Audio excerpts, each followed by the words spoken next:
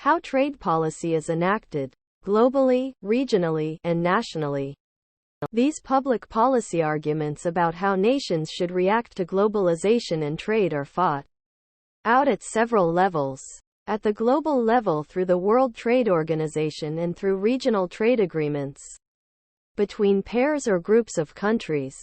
The World Trade Organization. The World Trade Organization, WTO, was officially born in 1995, but its history is much longer. In the years after the Great Depression and World War II, there was a worldwide push to build institutions that would tie the nations of the world together. The United Nations officially came into existence in 1945. The World Bank, which assists the poorest people in the world, and the International Monetary Fund, which addresses issues raised by international financial transactions, were both created in 1946. The third planned organization was to be an international trade organization, which would manage international trade. The United Nations was unable to agree to this. Instead, the General Agreement on Tariffs and Trade, GATT, was established in 1947 to provide a forum in which nations could come together to negotiate reductions in tariffs and other barriers to trade. In 1995, the GATT was transformed into the WTO. The GATT process was to negotiate an agreement to reduce barriers to trade. Sign that agreement, pause for a while, and then start negotiating the next agreement. The rounds of talks in the GATT, and now the WTO, are shown in Table 1. Notice that the early rounds of GATT talks took a relatively short time, included a small number of countries, and focused almost entirely on reducing tariffs.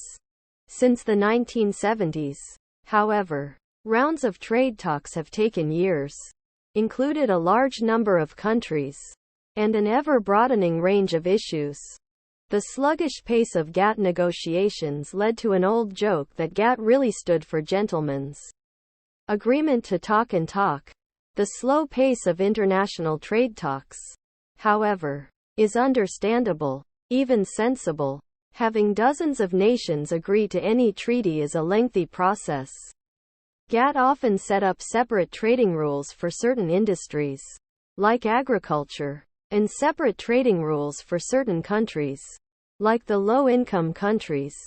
There were rules, exceptions to rules, opportunities to opt out of rules, and precise wording to be fought over in every case. Like the GATT before it, the WTO is not a world government, with power to impose its decisions on others.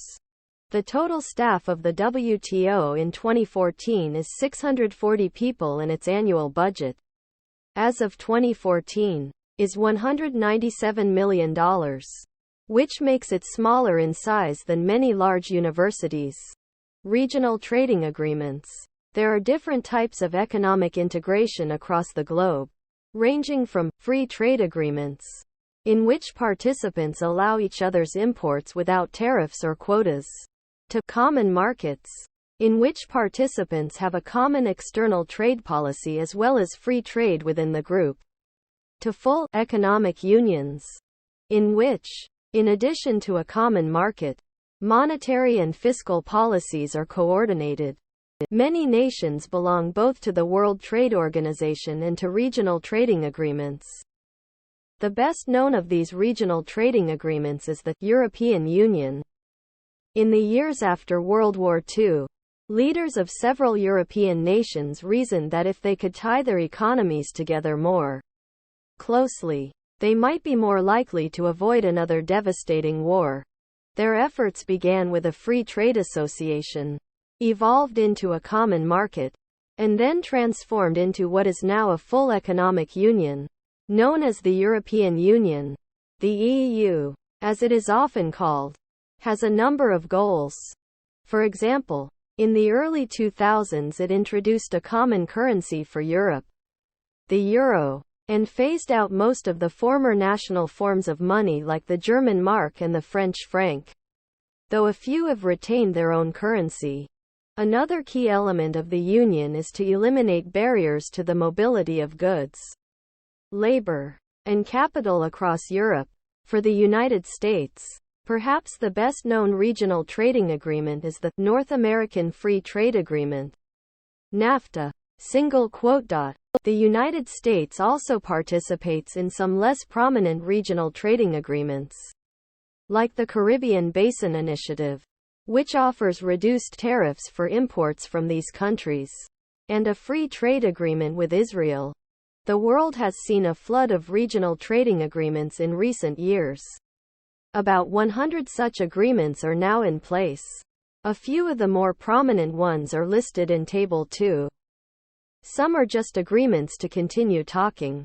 Others set specific goals for reducing tariffs, import quotas, and non-tariff barriers. One economist described the current trade treaties as a spaghetti bowl, which is what a map with lines connecting all the countries with trade treaties looks like. There is concern among economists who favor free trade that some of these regional agreements may promise free trade, but actually act as a way for the countries within the regional agreement to try to limit trade from anywhere else.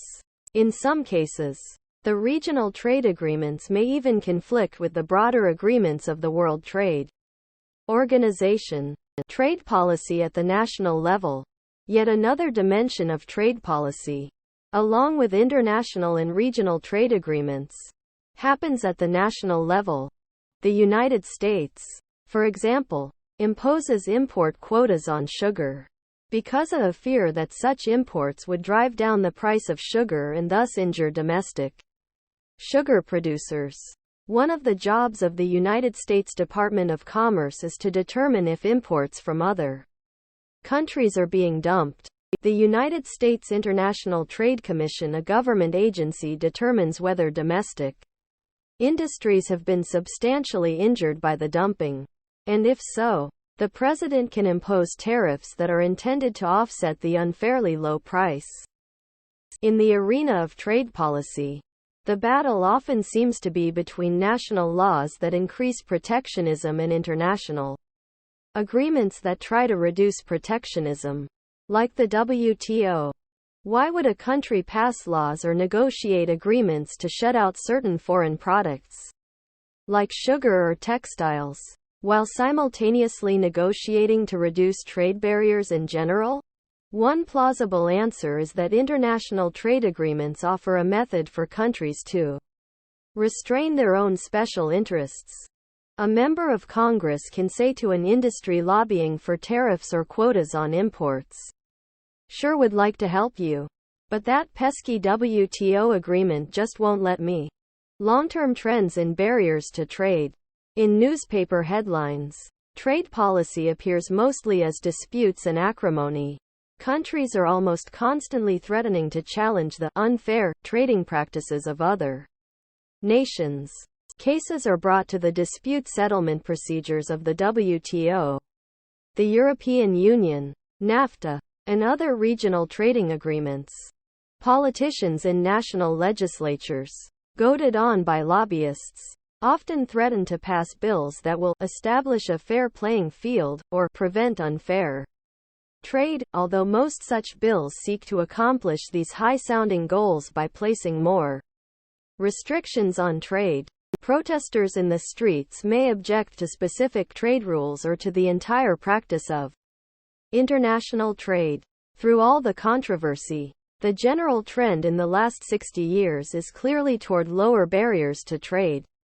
The average level of tariffs on imported products charged by industrialized countries was 40% in 1946. By 1990, after decades of GATT negotiations, it was down to less than 5%. Indeed, one of the reasons that GATT negotiations shifted from focusing on tariff reduction in the early rounds to a broader agenda was that tariffs had been reduced so dramatically there was not much more to do in that area. U.S. tariffs have followed this general pattern. After rising sharply during the Great Depression, tariffs dropped off to less than 2% by the end of the century. Although measures of import quotas and non-tariff barriers are less exact than those for tariffs, they generally appear to be at lower levels. 2.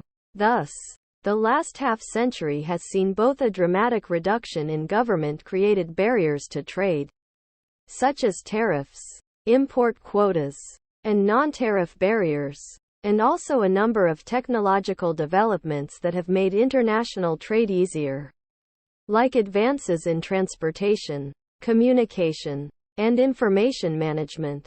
The result has been the powerful surge of international trade. Key concepts and summary. Trade policy is determined at many different levels.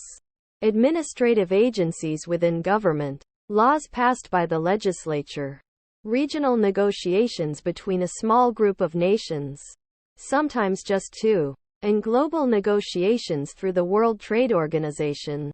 During the second half of the 20th century, trade barriers have, in general, declined quite substantially in the United States economy and in the global economy.